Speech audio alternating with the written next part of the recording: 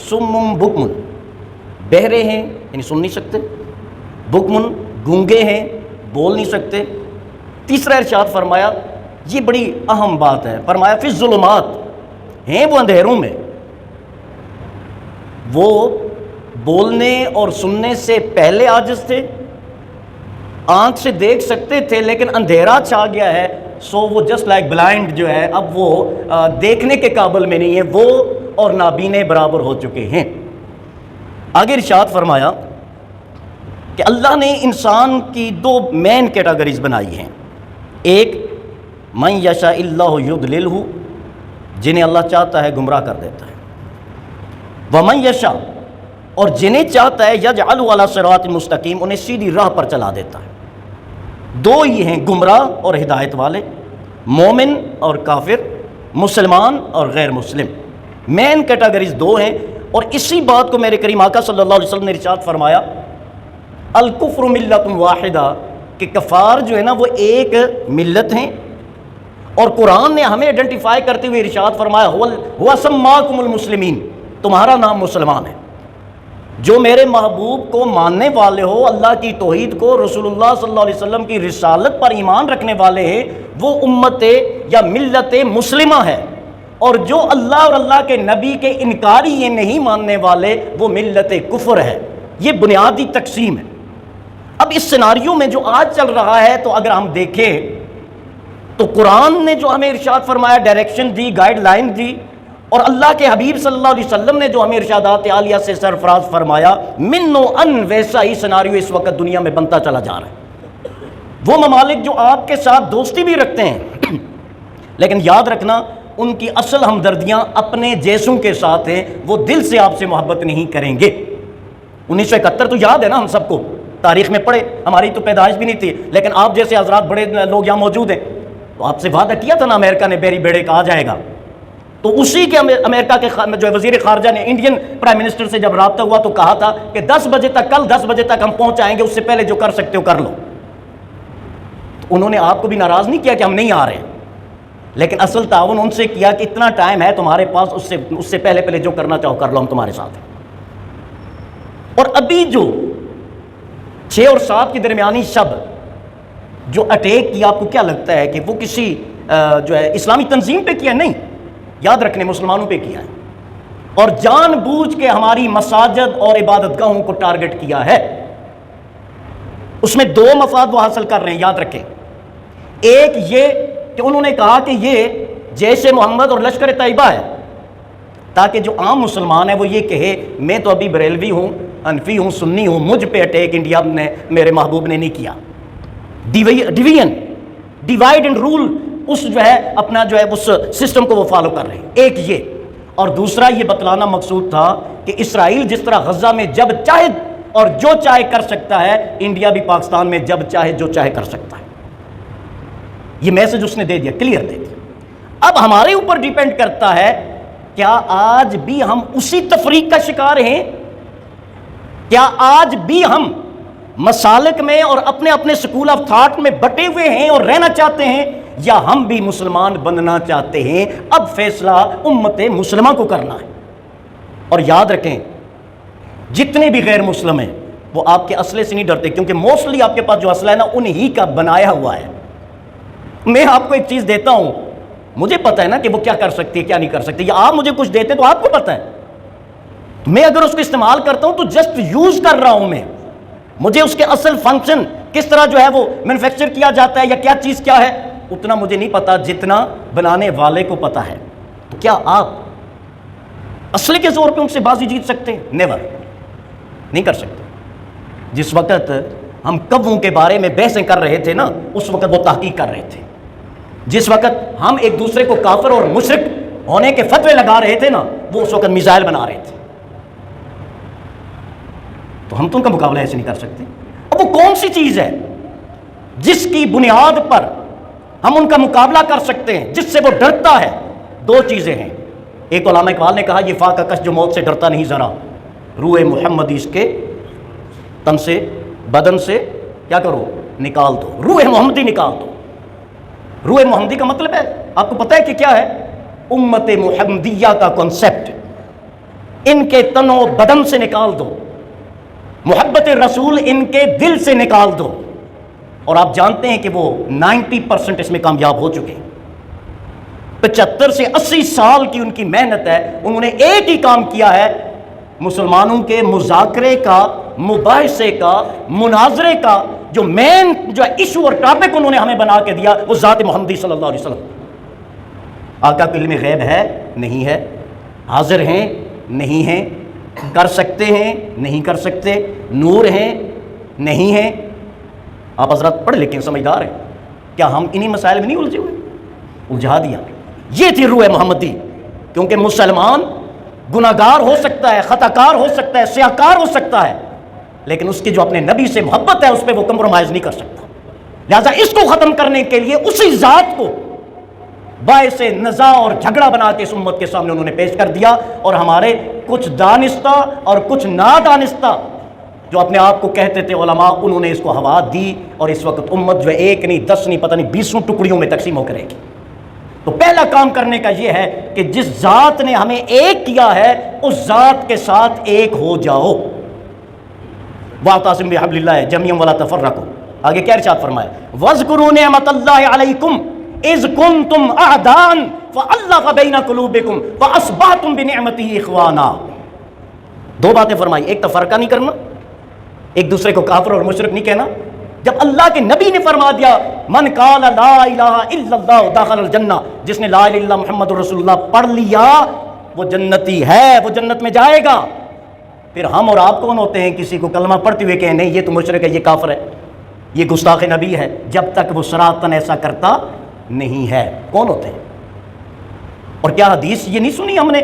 آقا نے ارشاد فرمایا جو کسی کو کہتے انت کافر، تو کافر ہے، فَإِن كَانَ كَافِرٌ فَهُوَ، اگر تو واقعتاً وہ کافر ہے تو وہ ہے، اور اگر وہ کافر نہیں تو یرجع الکفر الیہ، اگر فرمایا پھر وہ کفر اسی کی طرف، کہنے والے کی طرف لوٹ کے آ جائے گا. تو کفر کا فتویٰ دینا کوئی جو ہے آسان کام نہیں ہے. تو پہلا کام ہم نے یہ کرنا ہے کہ ملت کفر کے مقابلے میں ملت اسلامیہ بننا ہے. ہمیں ایک دوسرے کو کافر کہنے، مشرک کہنے، ان چیزوں سے کیا کرنا ہوگا؟ گریز کرنا ہوگا. پہلی بات. دوسری بات اتفاق اور اتحاد، کیونکہ ایک ہوتی ہے مذہبی تفریق، ایک ہوتی ہے لسانی تفریق جس کو آپ صوبائی عصبیت کہتے ہیں. یہ عصبیت ہم نے ختم کرنی ہے. یہ اس سے فرق نہیں پڑتا کہ کون کشمیر کا ہے، کوئی کون پنجاب کا ہے، کون سندھ کا ہے، کون کے پی کے اور بلوچستان کا ہے. فرق اس سے پڑتا ہے کیا ہم Pakistani as a nation Pakistani ہیں یا نہیں ہیں. تو ہمیں ساری ڈویژن چھوڑ کے اپنی نیشن کی طرف جانا ہوگا. یونٹی جو ہے، یونٹی از اسٹرینتھ، اتحاد قوت ہے. تو دوسری بات. اور تیسری تو علامہ اقبال نے بہت سہل انداز میں بتا دی، مومن ہو تو بے تیغ بھی لڑتا ہے سپاہی. جب مومن بن جاتا ہے بندہ نا، اور اللہ کیا فرماتا ہے وَلَا تَهِنُوا وَلَا تَحْزَنُوا وَأَنْتُمُ الْأَعْلَوْنَ إِن كُنتُم مُؤْمِنِينَ. ایک بات ارشاد فرمائیے، تمہیں انڈیا کے اگنی سے اور رافیل سے اور جو ہے ان دیگر سے ڈرنے کی ضرورت نہیں ہے. ان کے میزائل سے اور 400 جو ڈیفنس سسٹم ہے اس سے تمہیں ڈرنے کی ضرورت نہیں ہے. مت ڈرو. کیا کرو یا اللہ پھر کیا کریں؟ ان کے پاس تو بڑے بڑے میزائل ہیں، وہ تو مارتے ہیں. ڈرون جو ہے وہ کتنے ہمارے جو ہے وہ ملک میں آگے. اللہ فرمائے ان کنتم مومنین. ڈرو گے تو تب نہیں نا جب تم مومن بنو گے. تو جب تک مومن نہیں بنو گے ڈرتے رہو گے.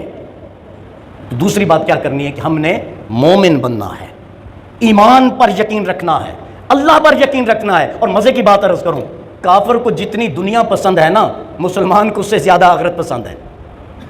میں اور آپ، ہم سب کیا موت کے وقت سے 1 مائکرو سیکنڈ بھی پہلے مر سکتے ہیں؟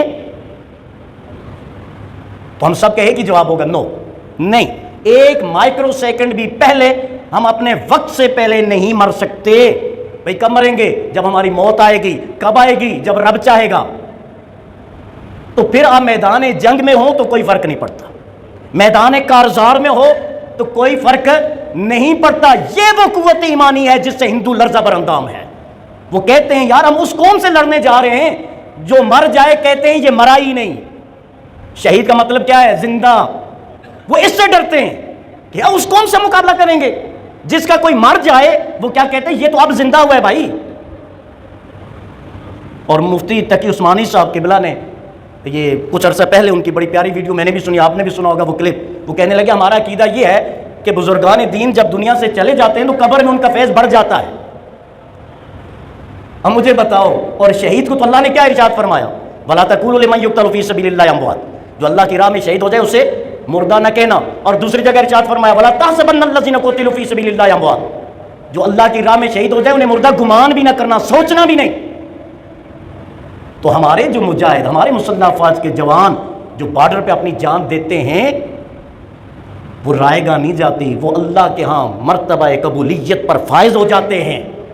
تو دوستو، بھارت نے آپ کو ٹیسٹ کرنے کے لیے یہ سارا کام کیا ہے۔ وہ جنگ نہیں کرے گا، وہ جنگ کر بھی نہیں سکتا، ٹک بھی نہیں سکتا۔ مجھے وہ ضیاء الحق مرحوم کے وہ بات یاد آتی ہے، جب وہ انڈیا گیا ہوا تھا، کرکٹ ڈپلومیسی شروع ہوئی تھی اور حالات خراب تھے، واپس جب ایئرپورٹ سے آنے لگا تو اس نے کہا تھا، خیر راجیو گاندھی تھا، کون تھا جو مجھے نام صحیح یاد نہیں ہے، اس کو کہا تھا کہ مسٹر یاد رکھنا آپ صرف ایک ملک کے ہندو اور ہم 57 ہیں، پاکستان نہ بھی رہا تو مسلمان رہیں گے، اور یاد رکھنا اگر ہندوستان نہ رہا نا تو ہندو نہیں رہیں گے۔ وہ بھی جانتا ہے، یہ بات اسے بھی پتہ ہے کہ مسلمانوں کو تو ختم نہیں کیا جا سکتا، لیکن ہندو اسٹیٹ کو ختم کیا جا سکتا ہے۔ اور کہا تھا کہ اس نے ضیاء الحق نے کہ پاکستان جا کے میرا پہلا جو لفظ ہوگا وہ وار ہوگا، وہ جنگ ہوگا، وہ فائر ہوگا۔ تو یہ ہندو بنیا جو ہے اسلحے پہ ڈیپینڈ کرتا ہے، اور مسلمان جو ہے نا وہ قوت ایمانی پہ بھروسہ رکھتا ہے۔ اور یاد رکھنا، جنگیں ہتھیاروں سے زیادہ جذبے سے کھیلی جاتی ہیں، قوت ایمانی سے جیتی جاتی ہیں، اور وہ انشاءاللہ مسلح افواج پاکستان اور امت مسلمہ اور سارے مسلمان مل کے اسے جیتیں گے، اور انشاءاللہ ضرور ہمارے حق میں ہوگا۔ لیکن اس سے پہلے ہمیں جو ڈیفنس کی طرف سے ایڈوائزری آتی ہیں، لائٹس کے حوالے سے، دیگر احتیاطوں کے حوالے سے، اس سے بھی فالو کرنا ایک ذمہ دار شہری کی ذمہ داری ہوتی ہے، فرائض میں ہوتا ہے کہ اسے فالو کیا جائے۔ اور یاد رکھنا، وہ کہتے ہیں کہ دشمن مرے تے خوشی نہ کریے، سجنا بھی مر جانا۔ بات یہ ہے کہ اگر کسی ایک خاص مسئلے کے حوالے سے بات ہو تو دوسروں کو خوشیاں نہیں کرنی چاہیے۔ یہ مسلمان کو ٹارگٹ کرتے ہیں، کسی مکتبہ فکر کو ٹارگٹ نہیں کرتے۔ آپ حضرات تو اس بات کے وٹنس اور گواہ ہیں، اس خادم نے جب بھی بات کی ہے میرا ایک ہی درد دل ہے کہ ہم ان چیزوں سے نکل کے امت مسلمہ بنیں۔ اور یاد رکھیں، جس دن ہمارا یہ خواب شرمندہ تعبیر ہوا، اس دن سے آپ دیکھ لینا کہ اللہ کتنا کمال اور عروج عطا فرماتا ہے، کیونکہ رب کا سچا وعدہ موجود ہے۔ وَلَا تَهِنُوا، سست نہیں پڑنا، وَلَا تَحْزَنُوا، ڈرنا بھی نہیں، وَأَنْتُمُ الْأَعْلَوْنَ، سربلندی تمہاری ہے، جیت تمہاری ہے، فتح تمہاری ہے، کامیابی تمہاری ہے، کامرانی تمہاری ہے۔ ایک شرط تمہارے رب نے تم پر لاگو کیا، اور وہ کیا ہے؟ إِن كُنتُم مُؤْمِنِينَ، بس مومن بن جاؤ، مومن تم بنو، کامیابیاں تمہارا رب تمہیں عطا فرمائے گا۔ 313 تھے نا بدر میں، کیا ہوا؟ 70 مار دیے اور 70 کو اریسٹ کر کے لے آئے۔ اور یہاں آخری بات، چونکہ وقت ہو گیا، وہ جو 70 اریسٹ ہوئے تھے، قیدی بنے تھے مدینہ طیبہ میں، میرے آقا نے ان سے کیا فرمایا تھا؟ فدیہ کیا مقرر ہوا تھا؟ ایک بندہ 10 مسلمانوں کو کیا کرے گا؟ لکھنا اور پڑھنا، یہی فرمایا تھا نا؟ ایک بندہ 10 مسلمانوں کو کیا کرے گا؟ یہ یاد رکھنے والی بات ہے، لکھنا اور کیا؟ پڑھنا سکھائے گا۔ نبی سے بہتر قرآن کون پڑھا سکتا ہے؟ اصحاب صفہ تو موجود تھے، تفسیر تو آقا پڑھا رہے تھے، حدیث تو آقا خود ارشاد فرما رہے تھے، حدیث آقا کا کلام، قرآن اللہ کا کلام۔ تو محمد رسول اللہ صلی اللہ علیہ وسلم موجود تھے، قرآن بھی پڑھایا جا رہا تھا، سمجھایا جا رہا تھا، اور حدیث بھی سمجھائی جا رہی تھی۔ کفار سے کس بات کی ڈیمانڈ کی کہ 10 لوگوں کو یہ کر دو اور تمہارا فدیہ ادا ہو گیا؟ کبھی غور کیا آپ نے؟ وہ یہ تھا کہ جدید تعلیم، لکھنا پڑھنا، جدید تعلیم ہمارے 10 بندوں کو دو۔ ہم نے کیا کیا ہے؟ ہم کہتے ہیں کہ ہم نے قرآن، اللہ خیر کرے، وہ بھی میرا خیال ہے 90% ہمیں صحیح پڑھنا ہی نہیں آتا قرآن مجید بھی۔ ہم تو نہ ادھر کے رہے نہ ادھر کے رہے، نہ مسلمان بن سکے اور نہ ہم اچھے انسان بن سکے، کیونکہ اچھا انسان تو وہی ہے جو اچھا مسلمان ہو۔ تو میں بات یہ عرض کر رہا ہوں کہ پہلا جو فدیہ جو ہے اسلامی ریاست میں قیدیوں سے لیا گیا وہ علم تھا، اور علم بھی صرف قرآن و حدیث کا نہیں، کیونکہ وہ تو کافر تھے نا جو ریسٹ ہو گئے تھے غزوہ بدر میں۔ انہوں نے کیا پڑھایا ہوگا؟ اس وقت کے جو علوم تھے، اس وقت کی جو بنیادی ضرورت تھی، اس وقت کا جو نیشن اور قوم کو ضرورت تھی، وہ اس چیز کی طرف لایا گیا۔ آج ہمیں کیا ضرورت ہے؟ آج ہمیں سائنسدانوں کی ضرورت ہے، انجینئرز کی ضرورت ہے، ڈاکٹرز کی ضرورت ہے، سافٹ ویئر انجینئرز کی ضرورت ہے۔ لیکن اللہ تعالیٰ ڈاکٹر عبدالقدیر کے درجات کو بلند فرمائے، اللہ نے وہ ہستی ہمیں عطا کی، اور میں भुट्टो के लिए भी दुआएं मग़फ़िरत करता हूँ कि अल्लाह उसके दर्जात भी बुलंद फरमाए कि जिसने इसको जारी रखा, और नवाज़ शरीफ को भी अल्लाह इसका अजर अता फरमाए कि जिसने धमाके करके इंडिया का मुंह काला किया। सारे लोग मौजूद हैं। तो यही वो मेरा पॉइंट है। मैं अर्ज़ करता हूँ कि हमारी सियासत, हमारे फ़ुरूई इख्तिलाफ़ात ये मुल्क से बढ़कर नहीं हैं।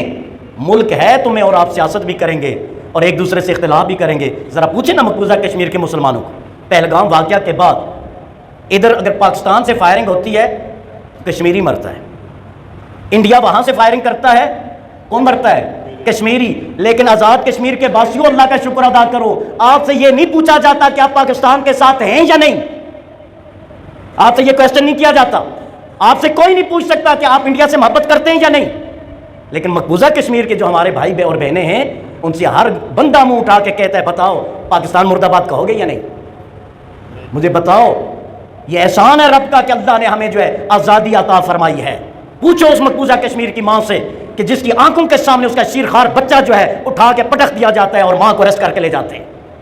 पूछो उस भाई को कि बहन की शादी की तैयारी में मगन रहता है, बाजार जाता है, मुड़ के जिंदा घर नहीं आ सकता। पूछो उस कांपते हुए बाप से, एक तरफ उसके बेटे को शहीद कर दिया और दूसरी तरफ इंडियन आर्मी वाले जाके पूछते हैं कि बता तेरा दहशतगर्दों से ताल्लुक है कि नहीं है, बता तेरा पाकिस्तान से ताल्लुक है कि नहीं है। तो कदर करो इस नेमत की। और अपनी मुसल्लह अफवाज के साथ हम पहले भी थे, अब भी हैं, और खुसूसन जब इस तरह के हालात हों तो पाकिस्तान और कश्मीर का हर बच्चा सिपाही होता है। और अगर कोई इंतज़ामिया का यहाँ मौजूद हो तो मैं एक बात अर्ज़ करना चाहूँगा, हर मुल्क में डिफेंस जो है वो सिविल डिफेंस मौजूद होता है। हमने किताबों में पढ़ा था, ऑन ग्राउंड नहीं देखा। और मैं ये इंडियन मीडिया जब देखें तो उनके जो सिविल डिफेंस वाले हैं वो बाकायदा ट्रेन कर रहे लोगों को, अपने नेशनल स्ट्रीम मीडिया पे आकर ट्रेनिंग दे रहे कि अगर बम हो तो आपने ये करना है, आवाज़ आए तो ये करना है, प्रैक्टिकल बता रहे हैं। तो ये जो करोड़ों रुपया हमारा फंड खाते हैं सिविल डिफेंस, जो ये सिविल ही कहते हैं ना, जो ये शहरी दफा वाले होते हैं, क्या कोई बताएगा कि किसी अदारे में अच्छे बच्चे उन्होंने ट्रेन किए हों, अवाम को जो इन्वॉल्व किया हो? तो अब भी वक्त है कि ये काम होना लाजमी है। खुसूसन मैं मदारस के हवाला से इसलिए बात करूँगा क्योंकि मदरसों में 24/7 बच्चे यहाँ मौजूद रहते हैं। उनके लिए तो ज़रूर आप रखें क्योंकि वो होते ही महलों के दरमियान है और वो जाते भी नहीं है। ये आपकी रिजर्व आर्मी है, इन्हें आप ट्रेंड रखें। अगर खुदा न खास्ता ऐसा मामला हो तो एक तो ये बच्चे दूर से होते हैं, यहाँ ही रहते हैं। अब हमारे अदारे में मैंने छुट्टियाँ नहीं दी, वजह क्या थी कि जितने बच्चे 95% जो है बॉर्डर एरियाज़ के, अब मुझे बताएं उन्हें छुट्टी दे के मैं कैसे घर पहुँचाऊँ? तो उससे ज़्यादा महफूज वो बच्चे हमारे पास यहाँ हैं। अब ये जो बच्चे इस तरह की सिचुएशन में अगर आपने इन्हें ट्रेंड किया हुआ है तो फिर हमारे लिए ये एक बैकअप के तौर पे मौजूद होंगे। तो हमें शहरी सिविलाइजेशन को जो है इंप्रूव करना चाहिए ताकि वक्त आने पर हमारी सिर्फ फौज ही न लड़े, हमारे बच्चे भी लड़ें, हमारे जवान भी लड़े, हमारे बुजुर्ग भी लड़ें, हम सारे मिल के लड़ें ताकि दुश्मन को पता चले कि वाकई किसी उम्मत के साथ, किसी कौम के साथ हमने पंगा लिया था। अल्लाह ताला हम सबका हामी नासिर।